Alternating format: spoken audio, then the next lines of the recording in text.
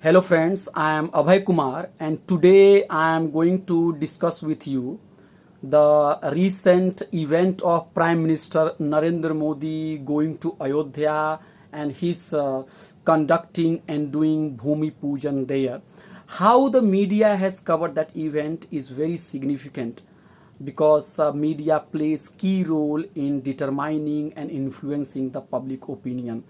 We all know it that on 5th of August, Prime Minister did Bhumi Pujan, and with this, the construction of Ram Temple has started. We should not forget it that his visit has been planned amid Corona pandemic. Indians are suffering and reeling under this pandemic, and health facilities and reliefs to people have not been properly arranged. That is a big criticism of the government. Amid this, to divert the focus and Prime Minister visit to that place really raises several concerns about the sincerity of the government to deal with this corona pandemic. Prime Minister has gone there, he performed the puja, it has been telecast by media. And one important concern which has emerged from this whole event is that how could the Prime Minister, who is the leader of this country, can go and perform a puja for one particular religious community. We should not forget that a similar incident took place in 1950 when Rajendra Prasad was invited to perform puja to participate in Somnath temple that was restored soon after the independence. Then Prime Minister Nehru asked him that he should not get associated with any religious activities publicly. Narendra Modi has no such concerns. He went there, and on this occasion he talked about destructions of the Ram temple. That is fabricated history. Historians have said that there is no concrete evidence to substantiate the claim that Ram temple was destroyed and on the debris of temple mosque was constructed. Eminent historian Harbans Mukhia has written a recent article, and he's argued that the reference of Ram temple was made as late as 1822. Even Babur's writing or the novels of Babur, they did not make any reference to Ram temple.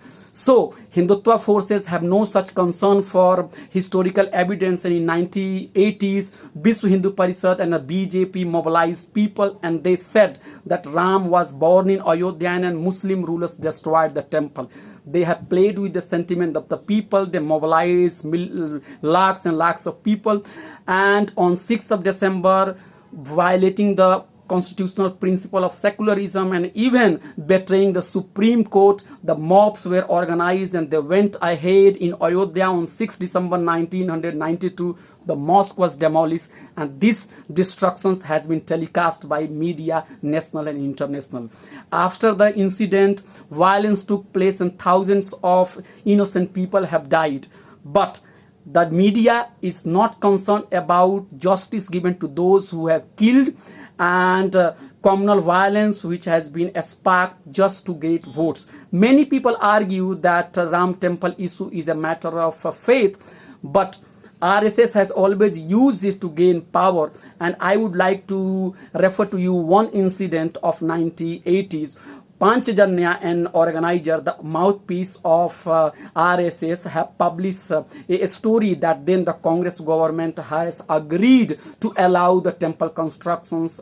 That time, the RSS chief Devras invited Basok Singhal, then the big leader of temple mobilization, and he said that there are 800 Ram Mandir, and if another mandir is being constructed, it will add to 800. So our concern is not to get mandir constructed immediately, but to mobilize people and gain power there. So the mandir movement is very much associated with gaining power and dividing people on religious line, but these stories are nowhere to be found in newspapers. Next day, on 6th of August, I studied several newspapers, Hindi, Urdu and English, and I tried to analyze their content.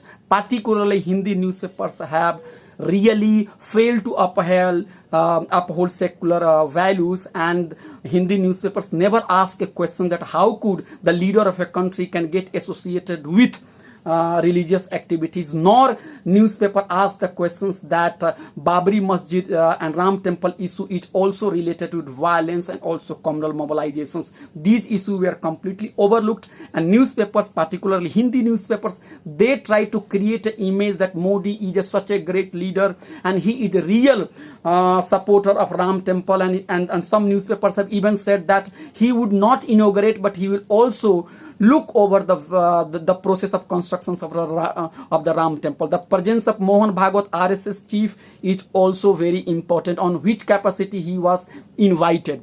And after the Bhumi Pujan, we could see that newspapers carried several stories, and they claimed that Ram Bhaktas have come out in open. They distributed sweets, they hold out procession holding Bhagwa saffron flag through the Muslims community, and they tried to provoke them. And even there was a motorcycle rally which was being held. At the time of Corona, when people are not allowed to gather and even school and educational institutions are closed, how could people be given permission by the administration to hold out that procession? This is very serious issue. It shows that government and administration are involved in temple construction, and that has completely violated the secular ethos. Hindi newspapers have never raised this issue. They have said even in their editorial comment that the temple construction is a big event, and with temple construction, India name and fame would spread far and wide. And even some newspapers have said that with the construction of Ram Temple, a new India is going to be built up. These are very, very serious concerns. The question of social justice, the questions of justice to those who have been killed in Mandir mobilization, these questions have been forgotten. Urdu newspaper, on the other hand, tried to downplay this issue. Many Urdu newspapers carried the story on the front page, but many others choose not to publish it on the front page, and they gave a space in inside pages. English newspaper, they were just reporting the stories, and some English newspaper like Indian Express and Telegraph made some critical comment in their editorial. Deccan Herald and Asian Age have asked about the